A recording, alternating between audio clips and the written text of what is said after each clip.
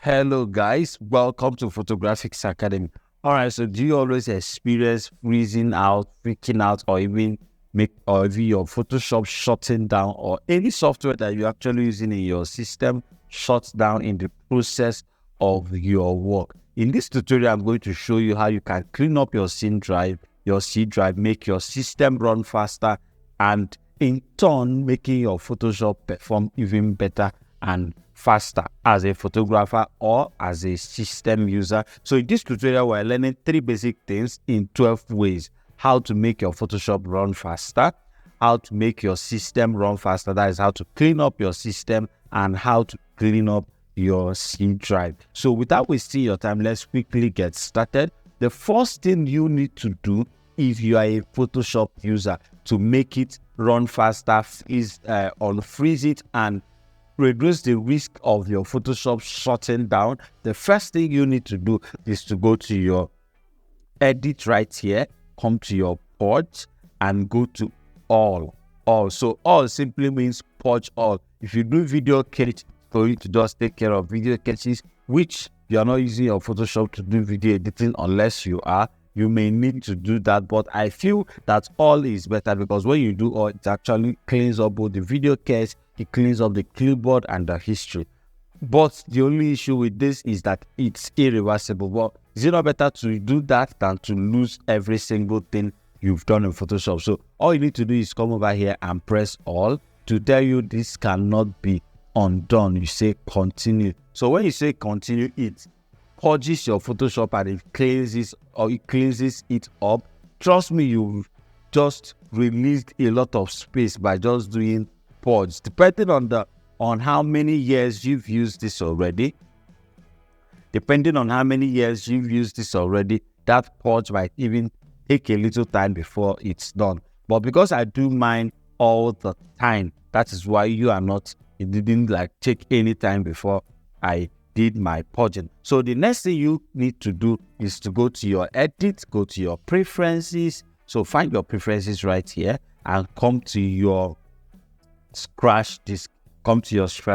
So this is where one of the major changes will happen. When you come to your scratch disk, you are going to notice that Photoshop has partitioned it into the same thing you have right here. So we'll have our local disk, we'll have our D drive. Our local disk is our C, we have our D drive, and we have our E drive. This is just my external USB that I plugged in. So when you come into Photoshop, you are going to also notice it as D, C, and E. So now when your C is red like mine showing up right here, all you need to do is when you come into your scratch disk, I would advise, instead of sticking to just C, instead of staying on just C, you move your processing to your D, because your D most times used to have more space left out than your C. So when you move your scratch disk to D, Photoshop starts operating in your D drive and not in your C drive, allowing the system run faster.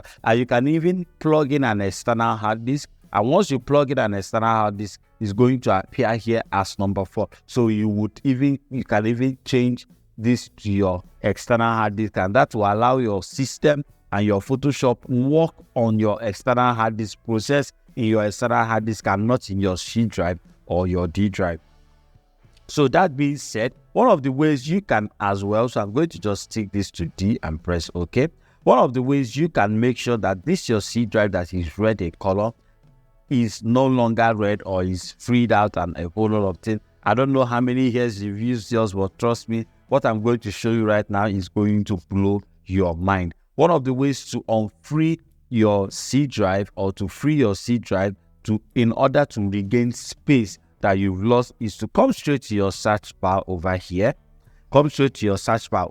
And type in this thing that I'm going to type in. The first thing you need to type in is run, R-U-N, press enter. It's going to pull up this dashboard for you. If you come over here, if you've not searched anything before, then you may need to just type in your temp, T-E-M-P, but if you've searched before, all of them will be down here. So if you look at my own, you will see that I have 3 searches that I've made already. So when you press your T-E-M-P, press enter, it's going to open up a dialog for you or a layer for you. So when it opens up the layer, mine is empty, which because I clean it up regularly. When it opens up that folder for you, press Ctrl A or Command A if you are using Mac to select everything there. If you make that selection and you right click on it and go to property, you are going to notice how much space you are losing to junk files just because they are there. You are losing those space to junk files. So because mine is not occupied, I'm just having 186 bytes, not even up to half a megabyte. So once you press that, right click on it and go to delete, you are going to delete or go use your keyboard delete, and make sure you are not deleting into your recycle bin. Just hold your shift and press delete so that it deletes it permanently without moving it to your recycle bin. So once you are done with that particular one, the next thing you need to try out as well is to now the same run, press run, very important, and press %10%. That is press your shift, keyboard 5. That is if your term is in keyboard 5. If your percentage rather is in your keyboard 5, hold shift %10%, the same way it's typed in my screen right here. Okay, look at it right here.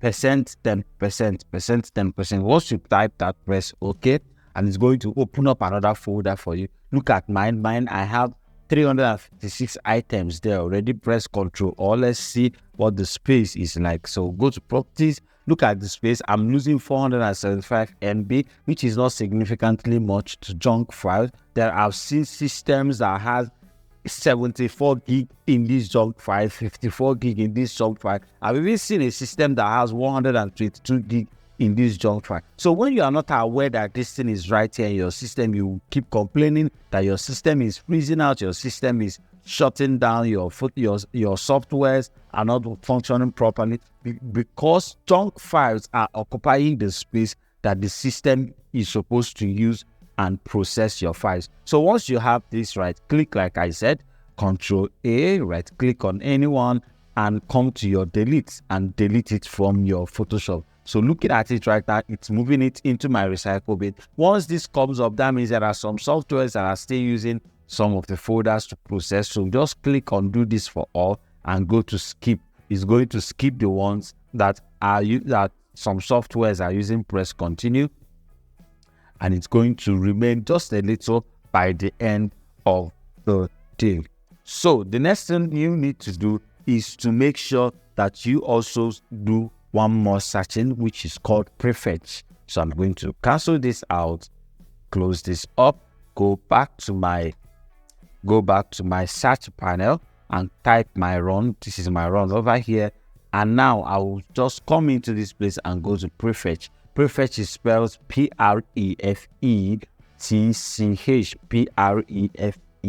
prefetch. So once you type that in, press OK.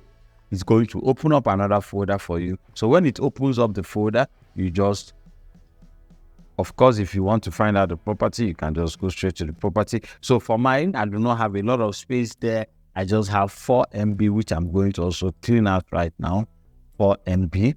So this is what you need to check in your own system. Trust me, you will be blown away. If you've not tried this before, you will see a lot of space that you are losing out. So having done that for our C drive, we're going to jump straight back into Photoshop because there are some other things we need to also do in Photoshop to free up our space. And one of them is to release more space to the RAM. So let me show you. Go to edit, go to preference, and go to performance. So when you open up your performance, you're going to notice where they say let Photoshop use a so amount of space for in MB. So this simply means the level of space that Photoshop uses from your RAM, from the RAM of your system. It's not advisable to keep it at the highest. It's going to start lagging your system. So just keep it somewhere around this area. It's going to give your system space to process even faster. And if you use a graphics system, a system that has a graphics card,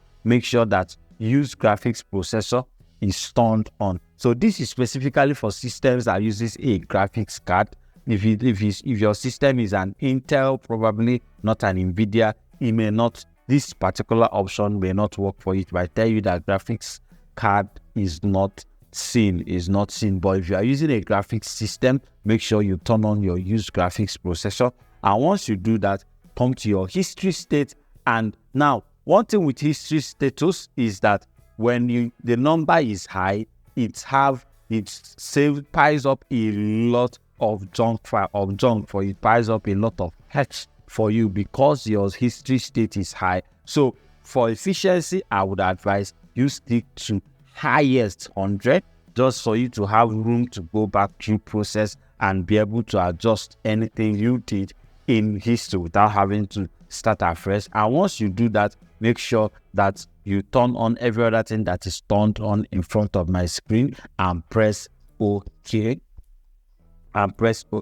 So now, when you have done all of this and you are still having a lot of one of the other things you can do as well is to compress layers. So if you're a photographer or a photo retoucher, a graphic designer that loves working with a lot of space or a lot of layers, rather not space, that loves working with a lot of layers, when you are done to an extent, I feel one of the things you should do is to compress your layers in two ways, either into a smart object or you match them up by flattening your layers.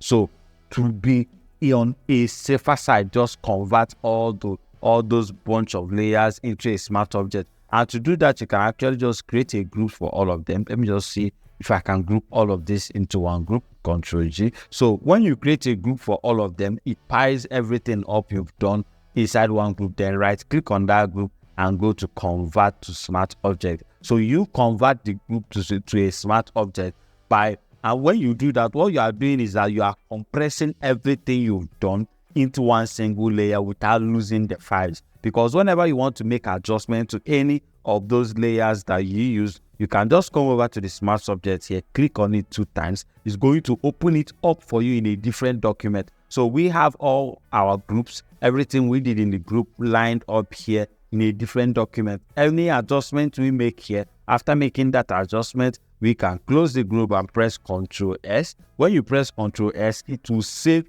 and update anything you do. Okay, let me just try something weird. Let me do something weird with something very, very obvious. So let's go to our hue and saturation and make an adjustment that looks like this. Although this looks weird, but let me show you how that works. Having done your hue and saturation, just press Ctrl S. Once you press Ctrl S, it's going to save it. After saving it up, you will notice that when you go straight to your original document, it is updated there. So you do not need to have all these layers open there. Still, you can directly edit and work on them. So if we check our original image, we have that singular action we did in the group over here updated in the image. Now you can as well collapse the group, still have your work beautifully showing up here. So that is simply how that works. That is simply how compressing your layers into a smart object works. One of the other things you can do is to actually just flatten and to compress everything. Just that when you flatten, you do not have a backup, just like smart object gives us that flexibility. So the last thing I want us to look at, which I would give as an advice as a creative, as a graphic designer, as a photographer, or as a video editor, depending on what you are doing, I know that it is something very, very interesting for you to have a lot of plugins to work, for you to have a lot of fonts to work with. But when they are not necessary, there is no need loading up your system with all those unnecessary plugins and fonts. You may not end up using any of them even in the next 2 years. So why bombard your system with all of them? Why not have it on a separate hard disk, anyone you want to use, you install and use, than piling everything up inside your system, and it will be causing a lot of hanging. Thank you very much for watching this amazing video. I believe you learned a lot. If you have other questions around this same topic, just come straight to the comment section and drop it there. We'll do our best to answer you.